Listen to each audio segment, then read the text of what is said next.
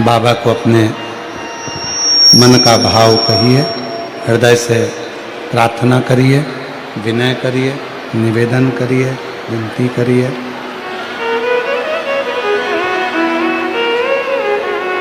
साथ में बोलेंगे सभी, बड़े भाव से प्रार्थना करेंगे, विनय करेंगे, निवेदन करेंगे, विनती करेंगे। बाबा को अपने मन का भाव कहें, हृदय से प्रार्थना करें, निवेदन करें। ये कथा आज विराम हो जाएगी। टीवी पर कथा, यही आज की कथा 2 बजे से 5 बजे तक आएगी। फिर 4 तारीख से 10 तारीख तक जनवरी में शिव महापुराण की कथा सूरत में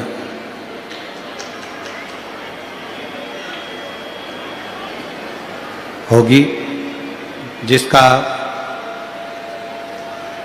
स्थान है सूरत गुजरात में। शिव महापुराण की कथा 4 से 10 जनवरी तक रहेगी और गुजरात में ही 16 से 22 जनवरी को बड़ौदा गुजरात में कथा रहेगी। हम तो बाबा से यही प्रार्थना करते हैं कि आप सभी जो भाव से यहाँ आए हैं, दिल से बाबा को कहकर जाना, जिससे 4 से 10 जनवरी वाली कथा में आपका पत्र बाबा की उस व्यासपीठ पर पहुंचे।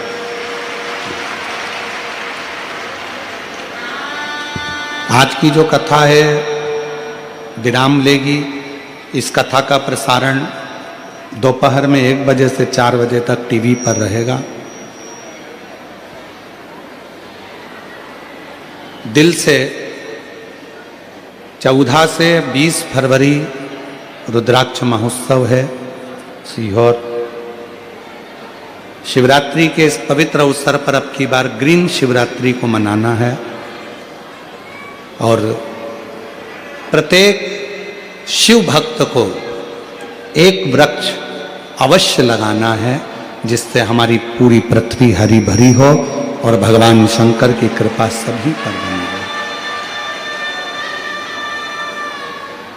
रहे। ग्रीन शिवरात्रि मतलब शिवरात्रि के अवसर पर, महाशिवरात्रि के अवसर पर सबको एक एक पेड़ लगाना, एक एक वृक्ष लगाना, हरा भरा पूरा। शिव को हरियाली पसंद है और वो हरियाली हमें मनाना। शिव कथा कहती है, बाबा की कथा कर रही है। दिल से सब लोग प्रार्थना करें, विनय करें, निवेदन करें और बाबा को अपने मन का भाव कहें। साथ में बोलिएगा सभी लोग, हृदय से प्रार्थना करिएगा।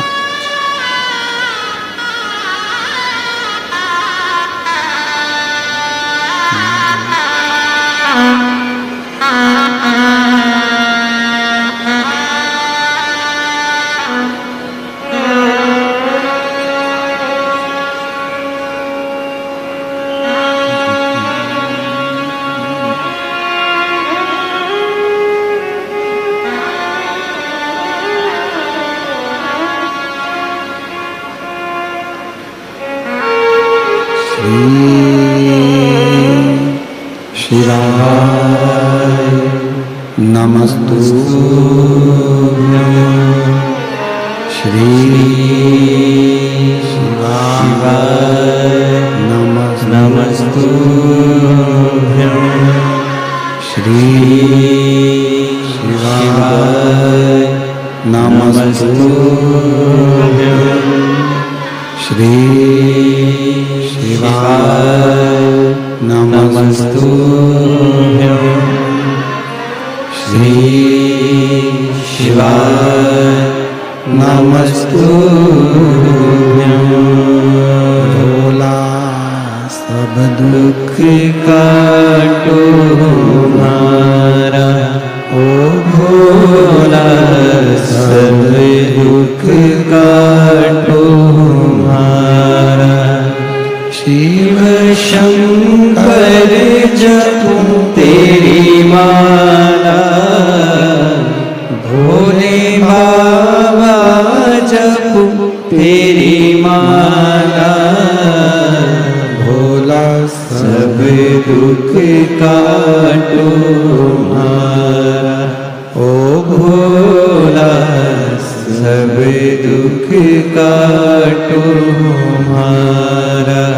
वेश है मंगल मंगलकारी, वेश है मंगल मंगलकारी। शमशान वासी हमारा, शमशान वासी हमारा। ओ भोला सब दुख काटो हमारा। ओ भोला सब दुख काटो हमारा।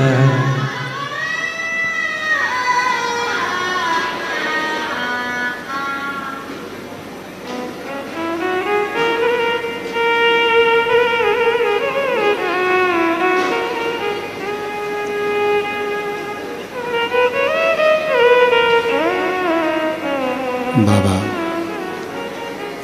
देवादिदेव महादेव, भगवान शिव, ओगरदानी, त्रिकालदर्शी, कैलाशी, विनाशी, भगवान शंकर की पवित्र कथा कह रही है।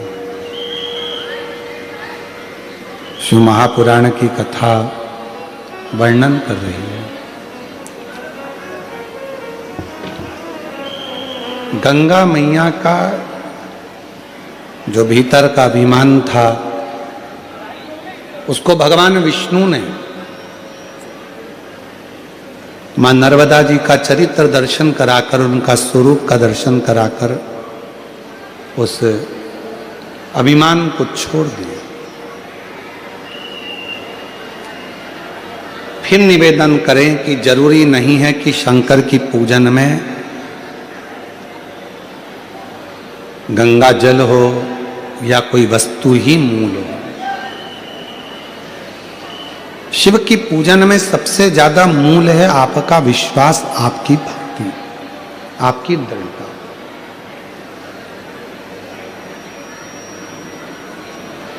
और वो भी केवल भाव का, श्रद्धा का मूल है। आप दिल से जब भगवान शंकर को एक लोटा जल चढ़ाएंगे, वो जल अपने आप गंगा जल होता चले जाएगा, अपने आप।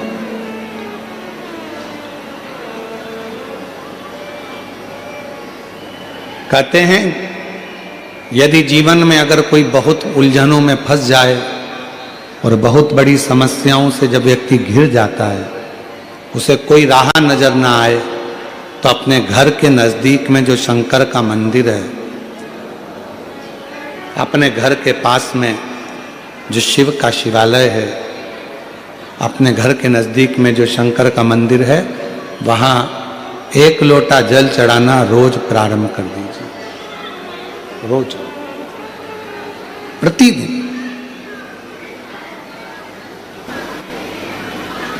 जब आप रोज एक लोटा जल चढ़ाना प्रारंभ कर देंगे, शिव के मंदिर जाना प्रारंभ कर देंगे, तो समस्या आपकी नहीं रहेगी, वो समस्या आपकी शिव की होगी, शंकर।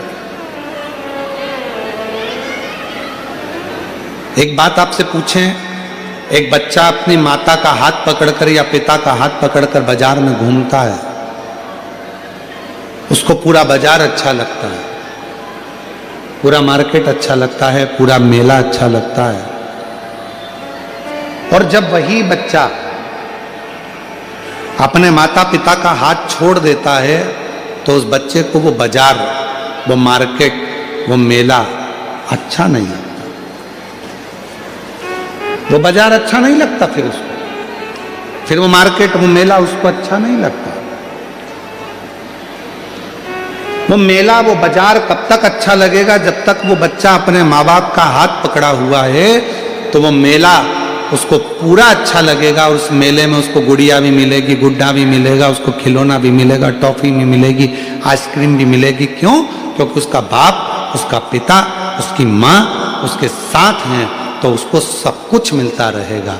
उसी तरह ये संसार का मेला है, शिव जी का हाथ पकड़कर रखना तो तुम्हें दुनिया का सारा सुख प्राप्त होता रहेगा। ये संसार का मेला तुम्हें अच्छा लगता है, ये पूरा संसार का मेला तुम्हें अच्छा लगेगा। एक चरित्र है राजा भोज का। पृथ्वी के एक ऐसे राजा हुए, राजा भोज।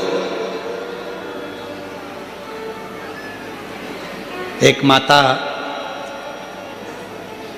अहिल्या बाई होलकर और दूसरे राजा भोज, ये दो शंकर के ऐसे उपासक हुए जिन्होंने अपने जीवन में एक काम करा कि शंकर भगवान के मंदिरों का जीर्णोद्धार करवाना और शंकर भगवान के मंदिरों का निर्माण करवाना। मां अहिल्याबाई होलकर जी ने भी शिव मंदिरों के बहुत निर्माण करवाए, बहुत।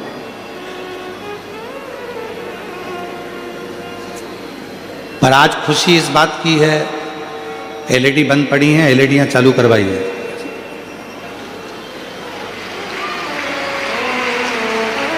बीच वाले पंडाल की एलईडियां बंद हैं।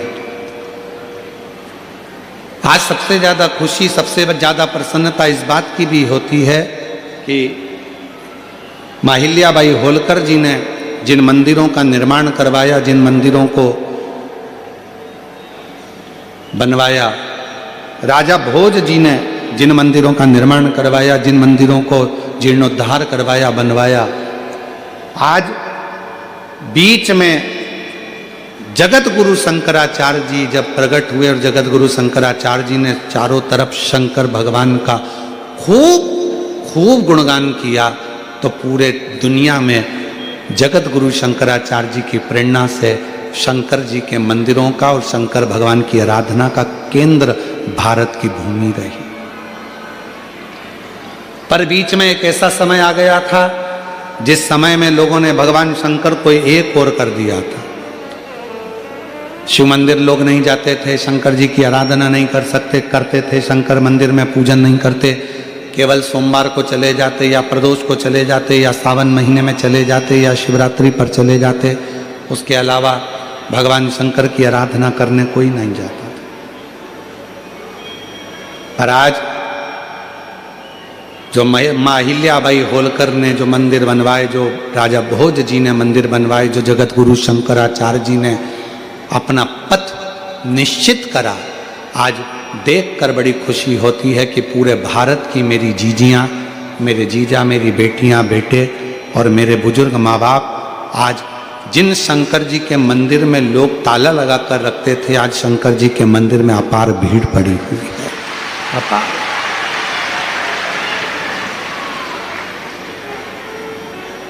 भीड़ पड़ी। शिव मंदिर तक लोगों ने जाना प्रारंभ किया और आज लोगों का दुख अपने आप मिटना धीरे धीरे प्रारंभ हुआ। क्यों?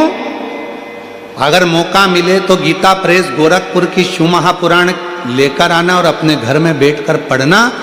उसमें गीता प्रेस गोरखपुर की शिव महापुराण को पढ़कर देखना, तुमरुका जी भगवान शंकर के सम्मुख में, ईसर गोरा के सम्मुख में चंचुला देवी के पति को प्रेत योनि से मुक्त होने के लिए शिव महापुराण की कथा कहते हैं।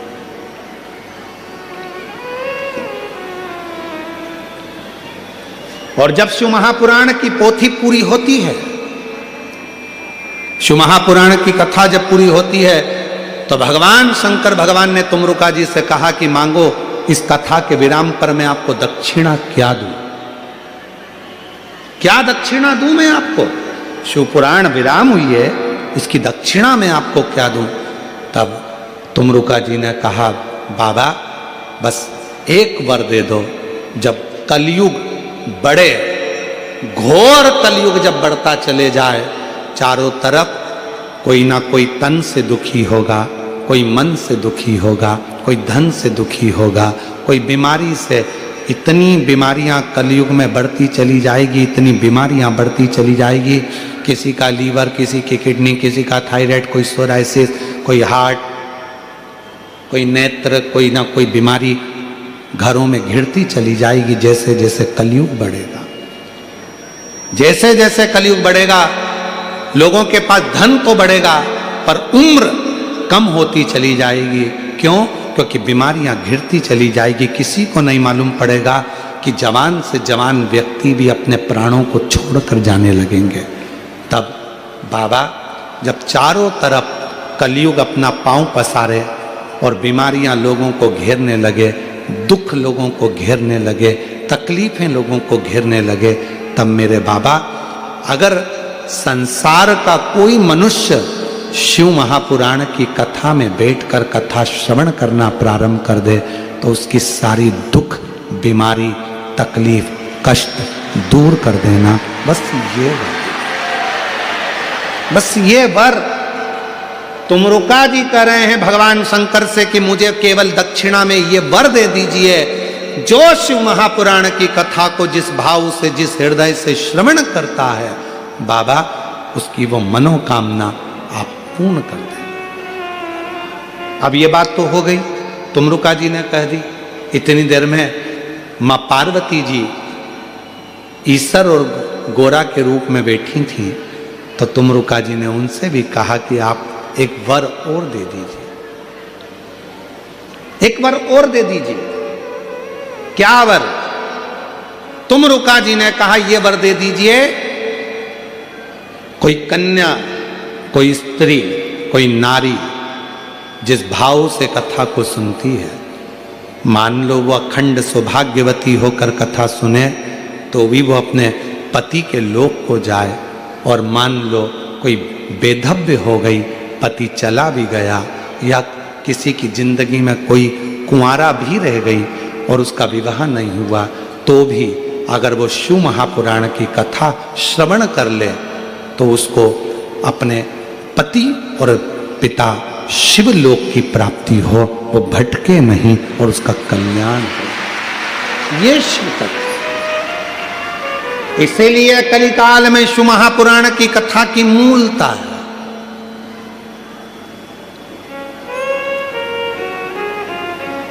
और वो भी शिव महापुराण की कथा देवाधिदेव महादेव के कुबरेश्वर धाम से चलकर आपके इस मुंबई नगर में पहुंची, जिसको आप श्रवण कर रहे हैं दिल से सुन।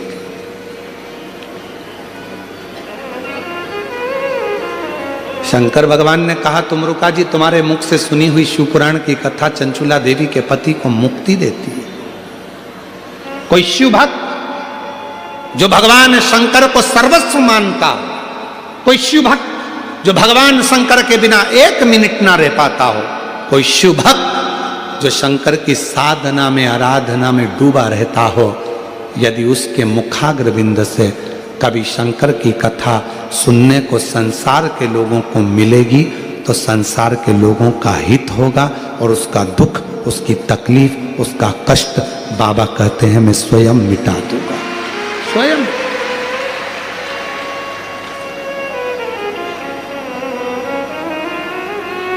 फिर निवेदन करें, भीड़ बढ़ाने के लिए कभी शिव महापुराण की कथा में मत जाओ। बहुत सारी कथाएं जहां लोगों को भीड़ बढ़ाने का शौक होता होगा, बहुत कथाएं लोगों को बहुत शौक है भीड़ बढ़ाने का। शिव महापुराण भीड़ बढ़ाने के लिए मत आना, शिव महापुराण में भाव बढ़ाने के लिए आना कि मुझे शंकर को पाना है, ये मेरे अंदर का भाव। भीड़ बढ़ाने के लिए नहीं। भीड़ देख देख के तो मुंबई वाले टेंशन में है।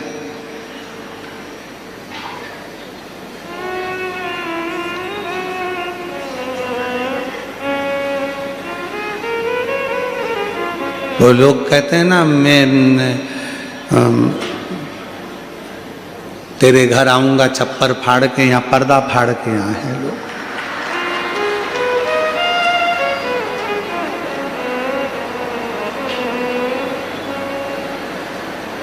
पर्दा यहां भीड़ बढ़ाने के लिए कभी शिव पुराण की कथा में मत जाओ। शिव महापुराण की कथा में तब जाना जब तुम्हारा मन कर जाए कि मैं जाकर बैठूंगी और मेरा शंकर मेरा दुख मिटाएगा, तो समझ लेना कि शिव दुख मिटाएगा, तो जाओ, वरना मत जाओ। क्यों टाइम बर्बाद करते हो अपना अपना? मुंबई जैसे शहर में रहकर अपना समय बर्बाद मत करो। अगर दिल कर जाए कि मैं कथा में जाऊंगी और मेरा बाप, मेरा शंकर, मेरा शिव 3 महीने में मेरा दुख काटेगा, तो वो काटेगा ही। इतना विश्वास लेकर जाना, इतना विश्वास लेकर जाना तो कथा में जाओ, वरना अपने अपने घर में भले काय को फालतू का टाइम बर्बाद करो और इतनी भीड़ लगाकर फालतू का चिंता। जजमान को भी टेंशन दो, कहाँ बैठेंगे, कहाँ बैठेंगे, कहाँ बैठेंगे, कैसे इनको रुकेंगे, कैसे व्यवस्था होगी, क्या करा जाएगा, क्या नहीं होगा, क्यों चिंता। विश्वास हो और पूरा भरोसा हो जाए कि मैं पंडाल में जाऊंगी, कथा सुनूंगी, वहां की मिट्टी को अपने शरीर पर लगाऊंगी, प्रणाम करूंगी, नमन करूंगी, और मेरा विश्वास कहता है कि मेरा कुबेर भंडारी सीहोर से आया है, कुबेरेश्वर बाबा, ये कुबेर भंडारी की जो पोथी है साधारण नहीं है। मैं उस पंडाल में जब बैठूंगी तो मेरा बाबा खुशियों से मेरी झोली भर देगा, तो वो भरोसा निश्चित। क्यों? भीड़ से नहीं, भाव से शिव मिलेगा, भीड़ से नहीं। क्यों पड़े लोग ये गाड़ियों पर चढ़ चढ़ के बैठे हैं, कोई पीछे, कई कई तो बाउंड्री के पार हैं।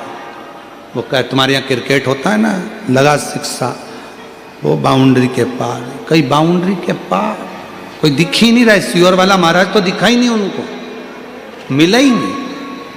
पर भाव। और मेरी जीजियों, भले रोड पर बैठे हो, गेट पर बैठे हो, चाहे साइड में बैठे हो, पर याद रखना, और जितनी प्रशासन यहाँ पर व्यवस्था करा है, पुलिस प्रशासन, यहाँ के collector, SP, IG, DIG, commissioner, SP, SSP, TI, SDM, यहाँ के सारे एक एक अधिकारियों को साधुवाद देता हूँ कि आपने इस कथा को बहुत सुचारू रूप से सजाया, बहुत सुचारू।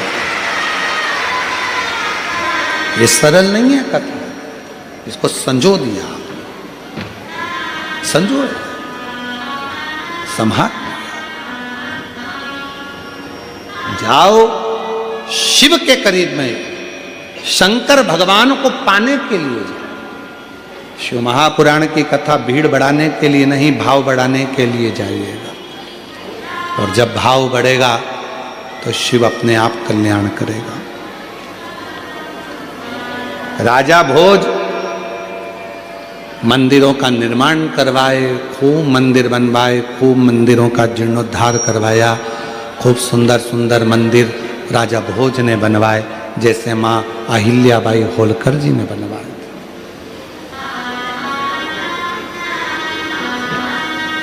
जैसे माँ अहिल्याबाई होलकर जी ने मंदिरों का निर्माण करवाया, जैसे माँ अहिल्याबाई ने मंदिरों का जीर्णोद्धार करवाया, ऐसे मंदिरों का निर्माण राजा भोज जी ने भी करवाया। राजा भोज।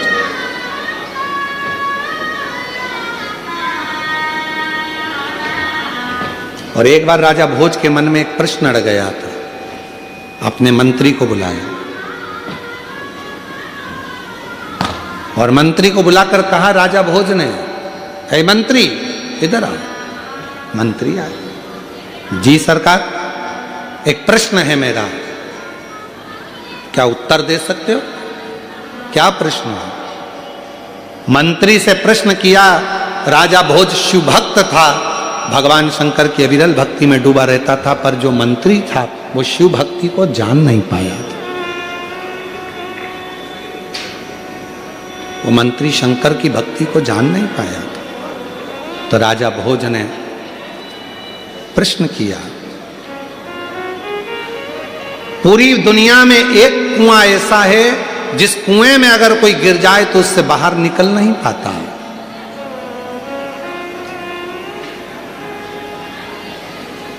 वो कौन सा कुआं है जिस कुएं में अगर कोई गिर गया तो वो निकलकर बाहर कभी नहीं आ सका?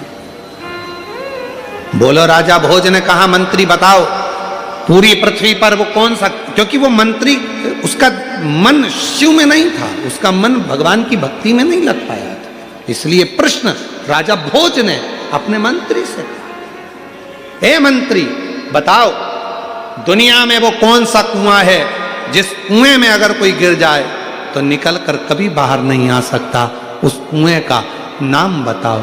मंत्री ने कहा महाराज वो कुआं तो मुझे याद नहीं है, पर मैं कुछ दिन में इसका उत्तर दे दूंगा।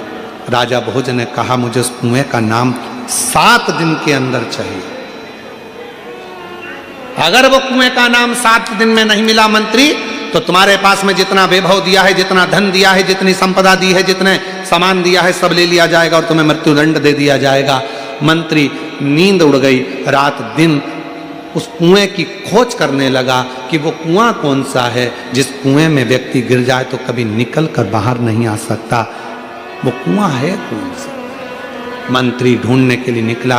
3 दिन निकल गए। राजा भोज की प्रश्न को सुनकर मंत्री 3 दिन तक कुआं ढूंढता ढूंढता 4 दिन निकल गए, 5 दिन निकल गए, 6 दिन निकल गए, 7वां दिन आने वाला था और 6ठे दिन की संध्या थी।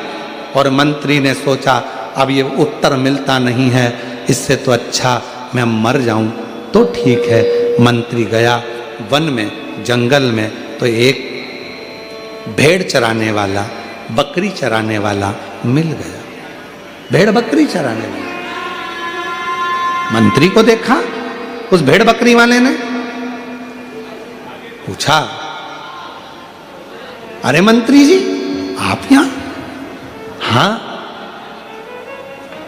इस जंगल में क्यों घूम रहे हो? मंत्री जी कुछ बोले नहीं, कुछ नहीं बोले। इस वन में क्यों घूम रहे हो? कुछ नहीं। एक शब्द भी, कोई शब्द। फिर पूछा, उत्तर दीजिए मंत्री जी, क्या बात है, आप मुझे तो बताओ। मंत्री जी ने विचार करा कि मैं इतना विद्वान, मैं इतना ज्ञानी, मैं इतना वैभववान, और ये बकरी चराने वाले से, भेड़ चराने वाले से मुंह मिलाऊंगा?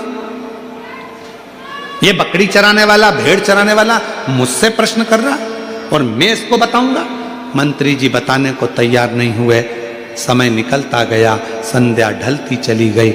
मंत्री जी मरने के लिए जा ही रहे थे, तभी फिर कहा, मंत्री जी बताओ तो सही कि आखिर बात क्या है? क्या बात? बोलो तो, हुआ क्या है? तब मंत्री जी ने कहा कि राजा भोज ने एक प्रश्न दिया है, संसार में वो कुआं कौन सा है जिस कुएं से कोई जीवित कभी बाहर नहीं निकला, कोई निकल ही नहीं पाया, ना जिंदा ना मरा, उस कुएं से निकला ही नहीं। उस कुएं का नाम बताना है, और अगर नहीं बताऊंगा तो मेरा राज, मेरा धन, मेरा वैभव, मेरा सब कुछ वो राजा ले लेगा। इतनी सी बात, तो ले लेने दे राजा को धन, ले लेने दे राजा को बंगला, ले लेने तो राजा को संपदा, छोड़ दो। अरे क्यों राजा के पास जाते हो? मेरे पास रहो। मेरे पास ऐसी पारस मणि रखी है, वो पारस मणि मैं तुमको दे दूंगा। उस पारस मणि को तुम जिससे छुओगे सोना बन जाएगा, राजा की जरूरत ही नहीं पड़ेगी। मंत्री ने मन में सोचा, गजब की बात कह दी इस बकरी चराने वाले ने, गजब की बात। चलो लाओ, अब तो मुझे भय नहीं है, अब मुझे डर नहीं है, अब मैं नहीं जाऊंगा राजा के पास में, अब तो मैं यहीं पर तुमसे पारसमणि लेकर धनपति बन जाऊंगा। लाओ वो पारसमणि मुझको दे दो। कहाँ है पारसमणि? तब बकरी चराने वाला, भेड़ चराने वाला बोला कि मणि तो दे दूंगा, पर मेरी एक शर्त है। क्या शर्त है? तुम्हें भेड़ का जो दूध है बकरी का, वो पीना पड़ेगा। मंत्री ने कहा, मैं और भेड़ बकरी का दूध पीऊंगा? नहीं पीना। भेड़ चराने वाले ने बोला तो पारसमणि भी नहीं मिलेगी। मंत्री ने मन में सोचा कि मरता क्या ना करता, बकरी का दूध पीने को तैयार हो गए। शर्त है, बकरी का दूध दूंगा, मना नहीं है। तुम पीने को तैयार हो गए, मना नहीं है, पर मैं झूठा कर दूंगा। इतने में तो मंत्री ने कहा, तेरा बकरी चराने वाले का, भेड़ चराने वाले का झूठा दूध पीऊंगा? मैं नहीं पीता, मत ले पारसमणि। ठीक है, मैं बकरी का दूध तेरा झूठा पी लूंगा, तैयार हूं। पर मैं बकरी का दूध दूंगा, झूठा दूंगा, तुझे पीना पड़ेगा, पर मैं उसको बर्तन में नहीं दूंगा। ये सामने जो हड्डी का टुकड़ा पड़ा हुआ है, मनुष्य की खोपड़ी पड़ी हुई है, इस खोपड़ी की हड्डी में डालकर वो दूध दूंगा, पीना पड़ेगा। मना कर दिया, मैं नहीं पी सकता ऐसा दूध, मत पी, पारसमणि नहीं मिलेगी। आखिरी में उसने कहा ठीक है, मैं हड्डी में दूध डालकर पी लूंगा, तू दे दे। तब जैसे ही हड्डी में दूध दिया, मंत्री पीने ही वाला था, हाथ रोक लिया उस बकरी चराने वाले ने और कहा, मंत्री जी, दुनिया में केवल एक ही कुआं है जिसमें से कोई निकल नहीं पाया, वो है लोभ का कुआं, जिसमें गिरने के बाद दुनिया का कोई व्यक्ति निकल नहीं पाया, कोई नहीं निकल। एक लोभ का कुआं ऐसा होता है जिसमें गिरने के बाद व्यक्ति निकल नहीं सकता। और तुरंत राजा भोज के पास मंत्री दौड़ कर गया कि वो लोभ का कुआं है। राजा भोज ने मंत्री से कहा, मंत्री ये तेरे लिए कथा थी, याद रखना, शिव को पाने वाला लोभ से नहीं, साधना से शिव को पा सकता है, लोभ से, साधना से। शिव को पाना कोई साधारण नहीं है, साधारण नहीं। आसक्तियों से परे होकर शिव को पाया जा सकता है। तारकासुर के 3 बेटे थे जिनको भगवान शंकर ने संहार किया और शिव जी का नाम पशुपति नाथ पड़ा। पशुपति नाथ।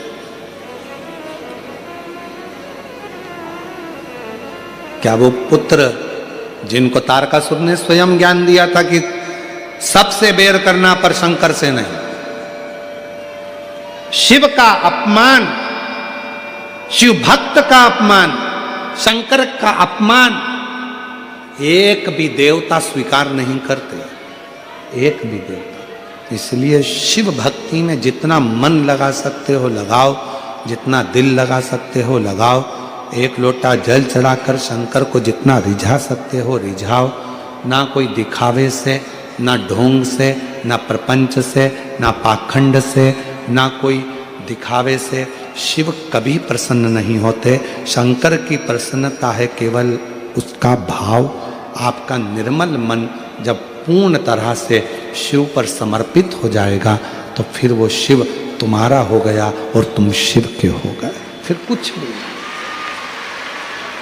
कुछ भी बीच में नहीं है।